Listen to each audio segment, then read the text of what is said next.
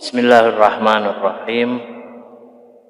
Allahumma salli ala Muhammadin wa ali Muhammad. Assalamualaikum warahmatullahi wabarakatuh. Alhamdulillah, kita memasuki pelajaran ke-13 dari ilmu kalam. Pelajaran sebelumnya telah kita bahas tentang beberapa pendapat, yaitu tentang zat Allah Subhanahu wa Ta'ala, dan sekarang ini melanjuti juga tentang beberapa pendapat yang diistilahkan dengan pemakzulan dari orang berpendapat atau mengkaji, mencari tahu tentang zat Allah Subhanahu wa Ta'ala.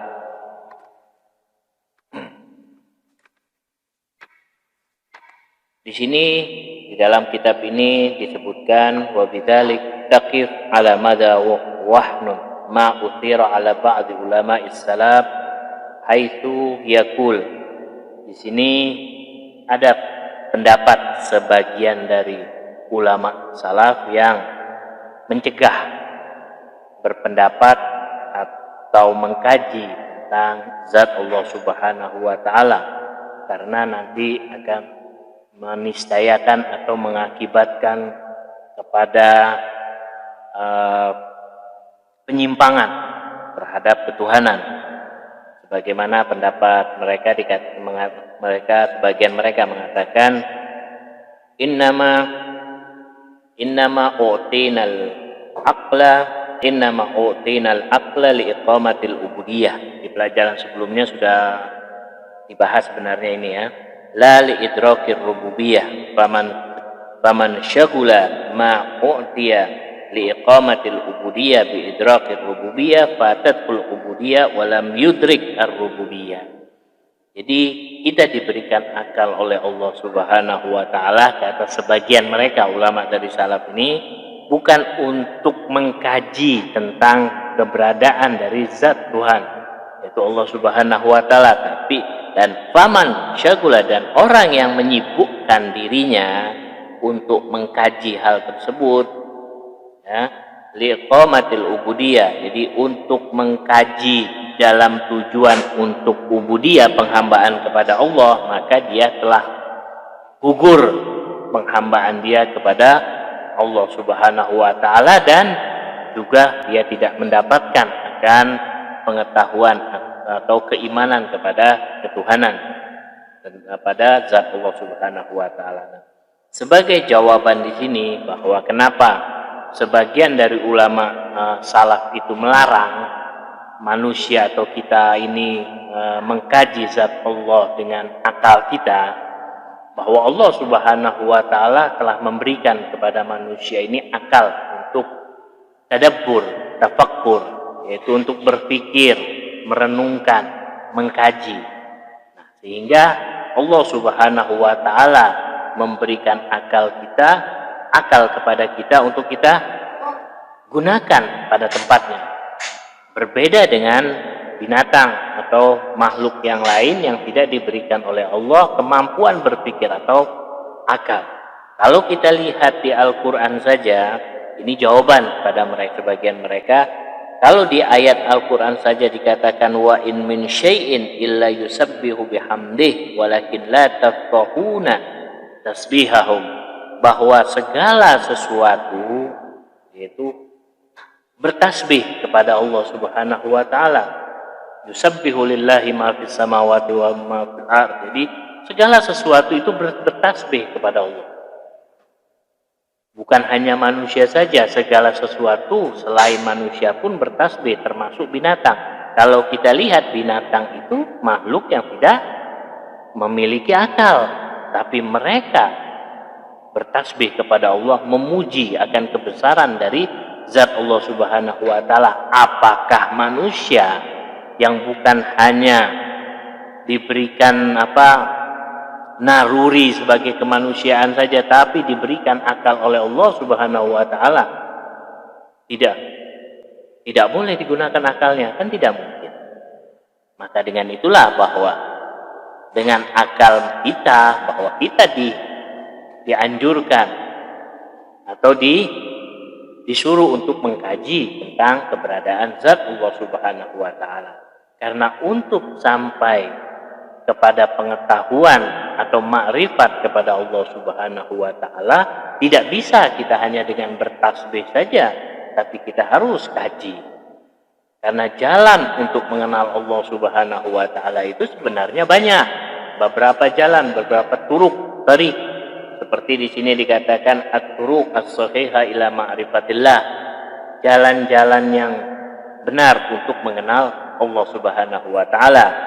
Ini inna dzatahu subhanahu wa asma'a wa sifata wa af'ala wa in kanat ghaira musanikhatin limudrikatil alam al-mahsus lakinnaha laysat ala nahwin yastahil ta'aruf alaiha biwajhin minal wujuh. Bahwa zat Allah Subhanahu wa taala, asma Allah, sifat Allah, af'al Allah, perbuatan Allah, meskipun dia itu merupakan apa?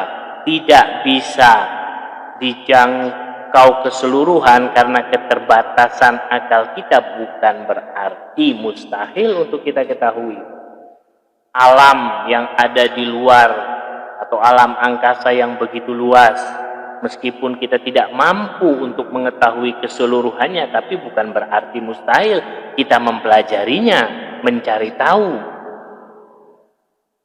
Disinilah bahwa para ahli kalam, bahwa ulama-ulama mutakallim, mereka apa? Mengajak dengan melalui yang pertama adalah at-tariqul aqli. Al-awwal at-tariqul aqli, yaitu jalan dengan menggunakan akal untuk mengetahui Allah Subhanahu wa taala. Nah, di sini dikatakan wa qad salakal Failusuf al-Islami Nasiruddin at-Tusi bihadza sabil li burhana ala jumlati minas sifat al-jalaliyah. Jadi seorang filosof Islam yang bernama Nasiruddin at-Tusi itu menggambarkan atau memberikan pembuktian bahwa dengan mengenal Tuhan itu dengan jalan akal. Bagaimana? Dia mengatakan wa wujubul wujud ya dulu ala sarmadiyatih, bahwa wajibul wujud yang kita sudah bahas, kalau dia zat adalah wajibul wujud, maka akan meniscayakan apa? Ala sarmadiyatihi, bahwa zat itu apa? Kekal, la nihaya wala bidaya, tidak ada kata awal dan tidak ada kata akhir. Wa nafyuz zaid, tidak ada kata zaidah pada zat Allah. Maksudnya apa? Bahwa zat Allah dengan sifat Allah itu adalah ainu zati. Zat Allah adalah sifat Allah. Sifat Allah adalah zat Allah, bukan sesuatu yang terpisah. Bukan seperti makhluk. Sifat dengan zat manusia berbeda. Misalkan ana, sifat ana alim, maka alim ana adalah sesuatu yang terpisah, sesuatu yang melekat. Sebelumnya anak tidak alim, lalu menjadi alim. Tapi zat Allah Subhanahu wa ta'ala tidak demikian. Bahwa zat Allah itu adalah sifat Allah itu sendiri. Wasyarik, dan menunjukkan bahwa wajibul wujud itu menunjukkan la syarik, tidak ada sekutu. Kalau dia kalau dia itu bukan wajibul wujud, maka akan meniscayakan kepada syarik-syarik yang lain, yaitu sekutu-sekutu yang lain. Nah, itu tidak lagi dikatakan sebagai wajibul wujud.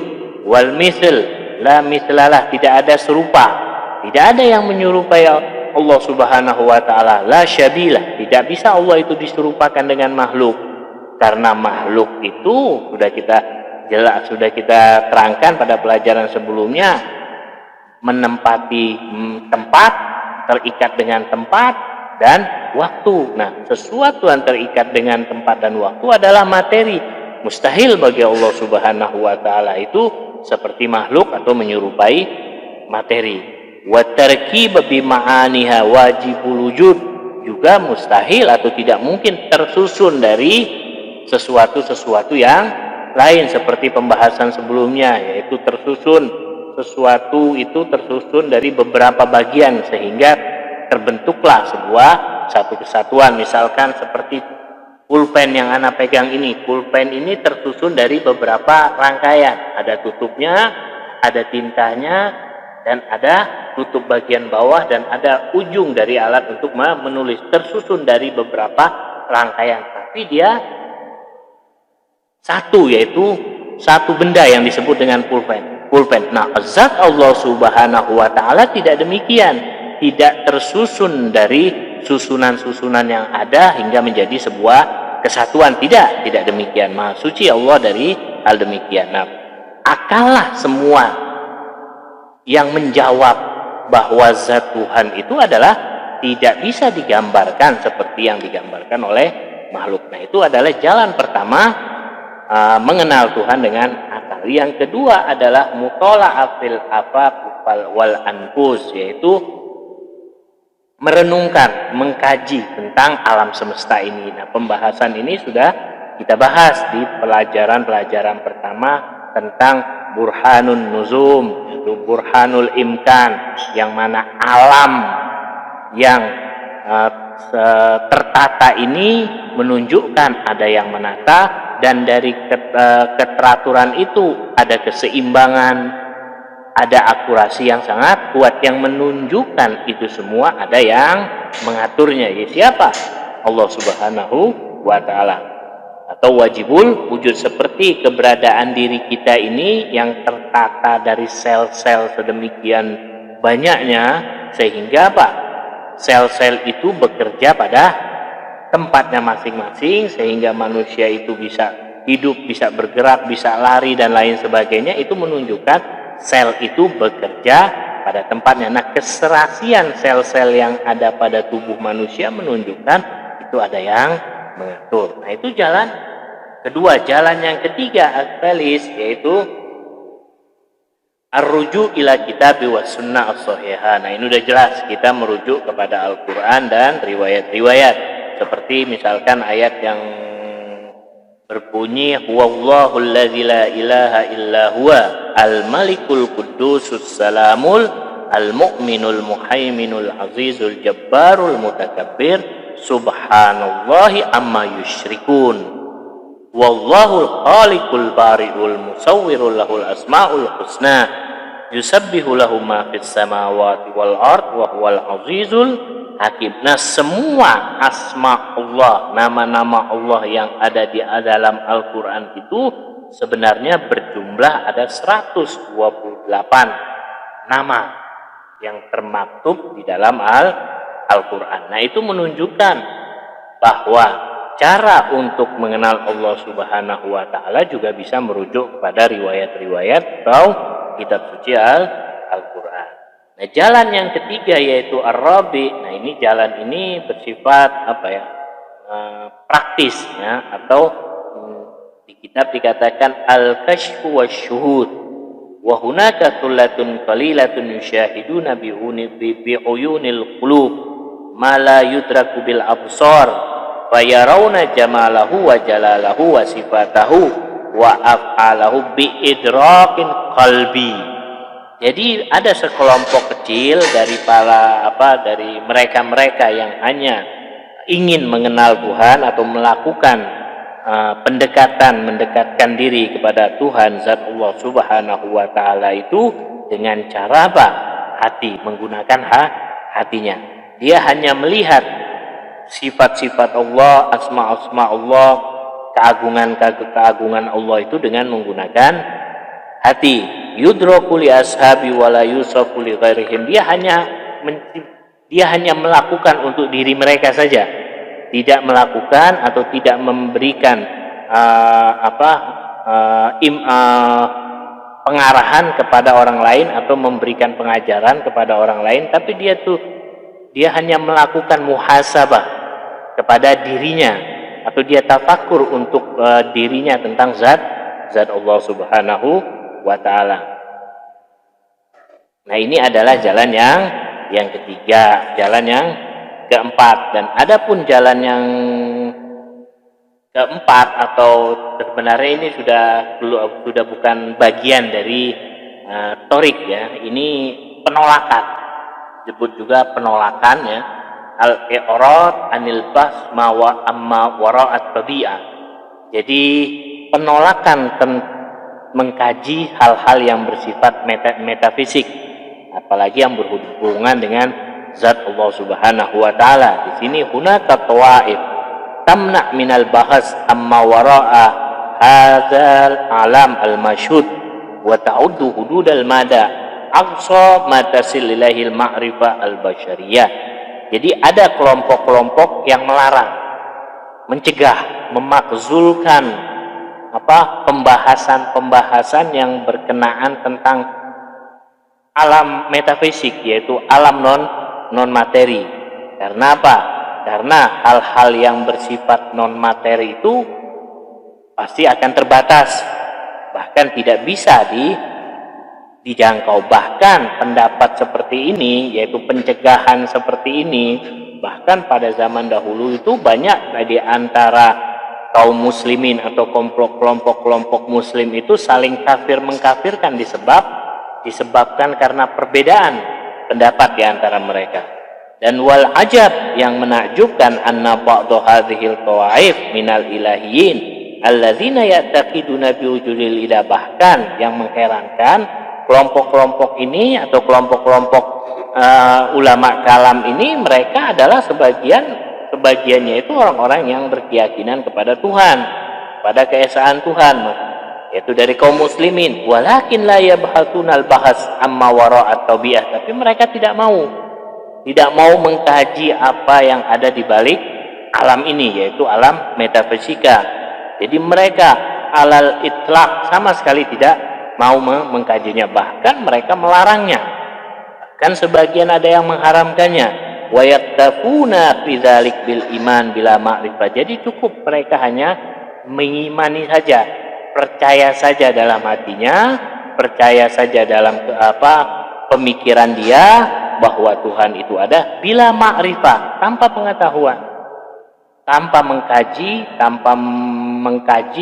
atau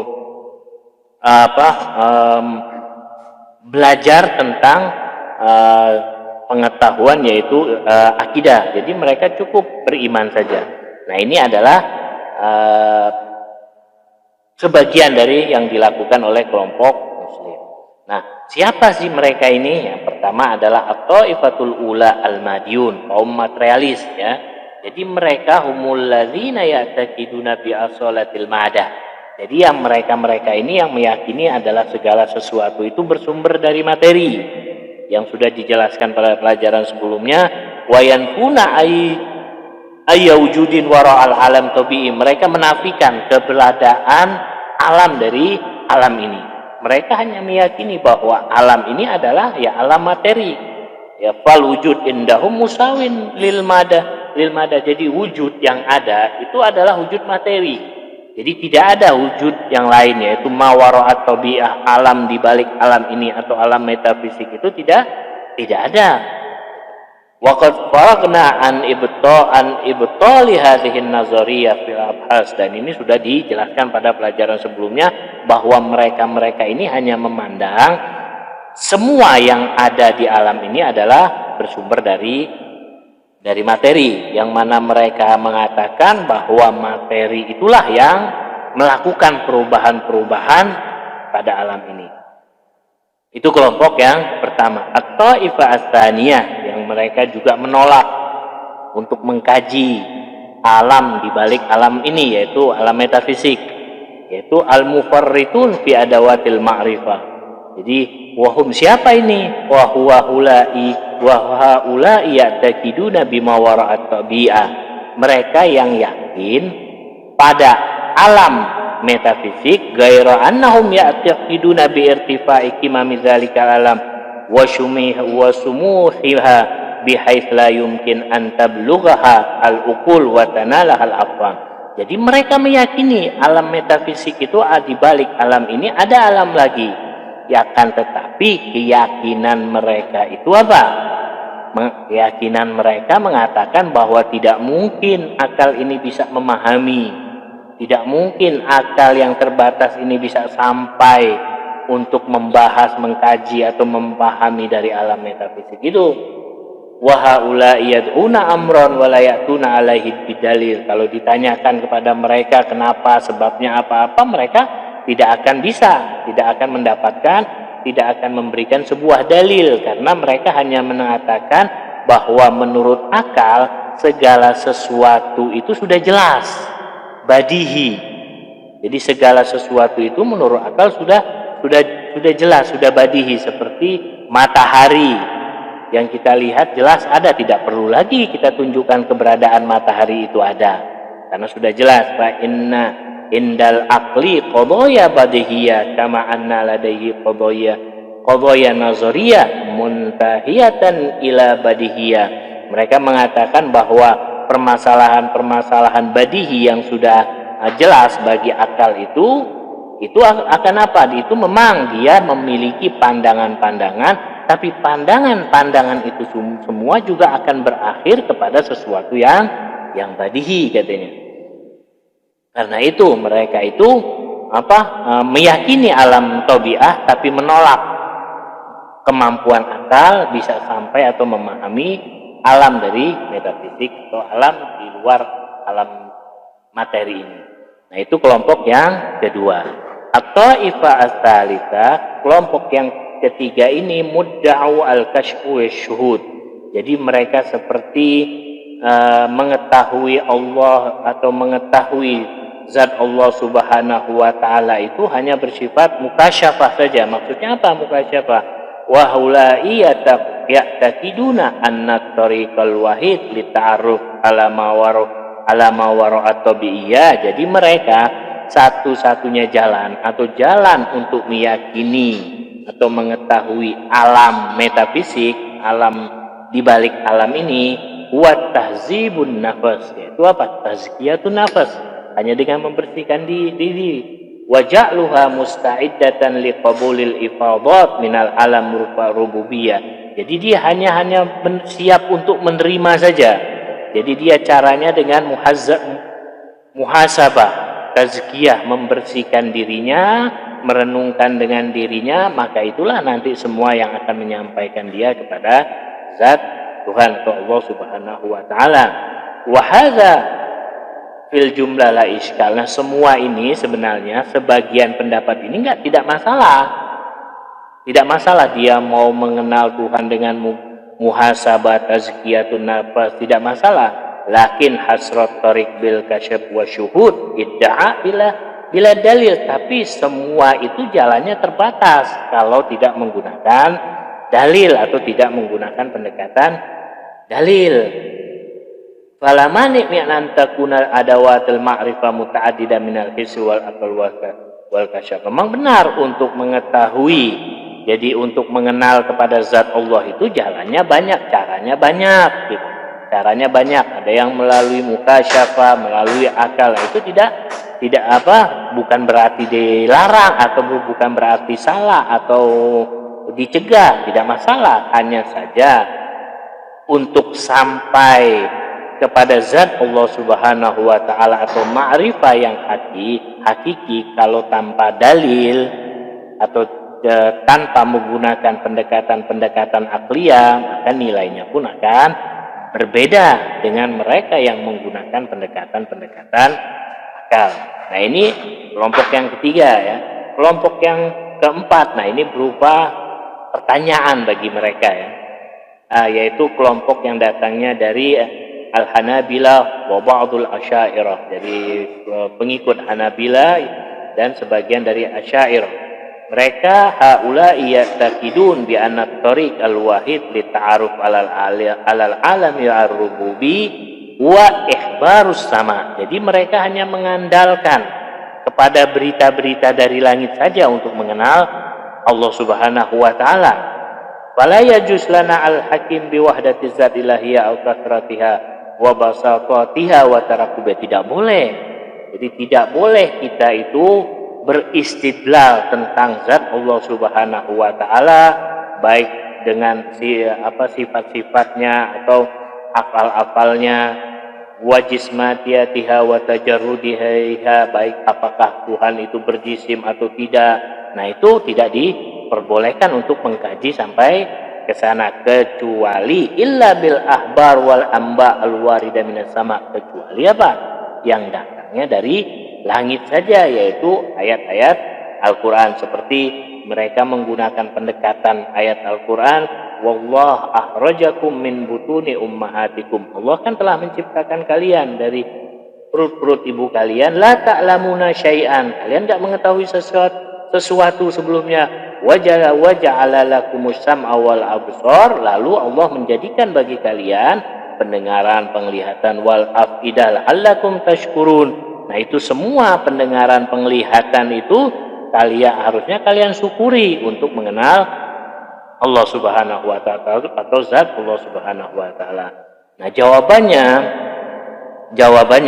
jawabannya juga sebenarnya sini dengan ayat Al-Qur'an. Wa awdahu dalil ala qudratil akal ala bahas wa dirasatil haqa'iq as-sufliyah wal ulwiyah haitsul wahyi ala ta'akkul sab'ata wa arba'ina marra.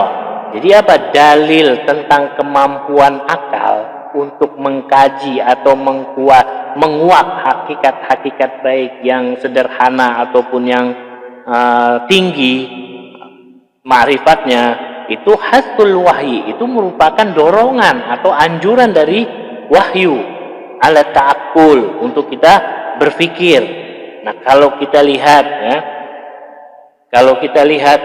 berapa banyak ayat-ayat Al-Qur'an yang menyebutkan atau menganjurkan, memerintahkan kita itu untuk bertafakur, bertadabur. Kalau kita lihat tahsisu hadhil ayat bima waqa'a fi ufuqil his wa tahsin bila dalil. Jadi tsumma law kana al khawd fil bahs ma amma wara'a bi amran mahzuran, kalau seandainya mengkaji membahas sesuatu yang metafisik itu dilarang, kalau seandainya kita dilarang, diharamkan untuk mengkaji sesuatu yang di luar dari alam materi, walimah hadul Quran fi hadhil mabahis, lalu kenapa Al-Quran itu menyodorkan ayat-ayat yang berkenaan tentang metafisik atau tentang ilmiah, seperti laukana fihi ma'aliha, kalau seandainya ada dua Tuhan illallah, selain Allah, lafasadata, maka akan hancur alam ini. Fa subhanallah rabbil arsy amma yasifun, Allah Maha suci dari itu. Nah, ini kan ayat Al-Quran yang mengajak kita berpikir, beristidlal. Ada ayat yang lain mengatakan mattakhazallahu min waladin wa ma kana ma'ahu min ilahin idzan la dhahaba kullu ilahin bima khalaqa. Jadi mattakhazallahu, Allah tidak menjadikan sekutunya atau Allah tidak menjadikan bagi zat Allah itu seorang anak. Kalau seandainya Allah itu melakukan, apa yang akan terjadi? Bahwa nanti akan mengakibatkan kepada syirik, penyekutuan, atau mengakibatkan akan berbilangnya, ta'adudnya Tuhan. Nah, itu tidak mungkin. Nah, ayat-ayat seperti ini jelas mengajak kita untuk berpikir yang bersifat ilmiah, bukan hanya kita disuruh tadabbur merenungkan begitu saja, tapi juga kita diperintahkan untuk muqaddimah dari tadabbur itu apa? Nah, muqaddimah dari tadabbur itu adalah kita mengkaji, mengupas tentang ma'rifatullah melalui dalil, sehingga terkuaklah bahwa zat Tuhan itu abadi, azali, syarmadi, nafyu, zaid dan lain sebagainya. Di sini juga dikatakan alamah toba-tobai innal linnas masalik mukhtalifah fi hadzal majal. Jadi manusia itu memang sebenarnya punya cara yang berbeda-beda tentang masalah memahami atau mendekatkan diri kepada Tuhan. Fa hunaka man yaral bahta anil haqa'iq diniyah wa tatallu'a ila ma wara'a az-zahir kitab wa sunnah bid'atan. Jadi ada di sana orang yang mengatakan bid'ah kalau ada orang yang mengkaji atau mempelajari tentang hakikat-hakikat agama, apalagi tentang zat Allah Subhanahu wa taala itu sebagai bid'ah. Nah, ini merupakan kelompok-kelompok yang ingin, jadi ini semua kelompok-kelompok dari kaum muslimin, ya sebagian dari kaum muslimin yang ingin memakzulkan atau mencegah supaya manusia atau kita ini jangan mengkaji sesuatu yang tidak bisa dijangkau oleh akal, apalagi zat Allah Subhanahu wa taala. Nah, jawabannya sudah terjawab bahwa Allah memberikan akal. Ayat Al-Quran juga memberikan ayat-ayat yang mengajak kita supaya berpikir secara ilmiah. Itu menunjukkan apa? Ya, kita diperintahkan oleh Allah Subhanahu wa taala untuk berpikir. Afala tatadabbarun, afala ta'qilun. Nah, itu apa? Ajakan kita, disuruh kita berpikir, bertadabur. Tapi bertadabur, berpikir itu kan perlu mukadimah. Bagaimana kita akan bisa bertadabur, berpikir kalau tidak memiliki mukadimah sama sekali? Pasti tadaburnya itu hanya sebatas khayalan atau yang tidak menghasilkan sebuah keyakinan yang kuat. Ini saja yang bisa Ana sampaikan pada pelajaran ke-13 ini. Insyaallah kita lanjuti pada pelajaran berikutnya. Wassalamualaikum warahmatullahi wabarakatuh.